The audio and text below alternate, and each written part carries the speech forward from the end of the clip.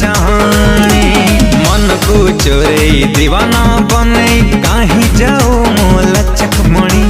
मन को चोरे दीवाना बने कहीं जाओ मोल चकमणि गजरा बांधीचु बेणी खोसा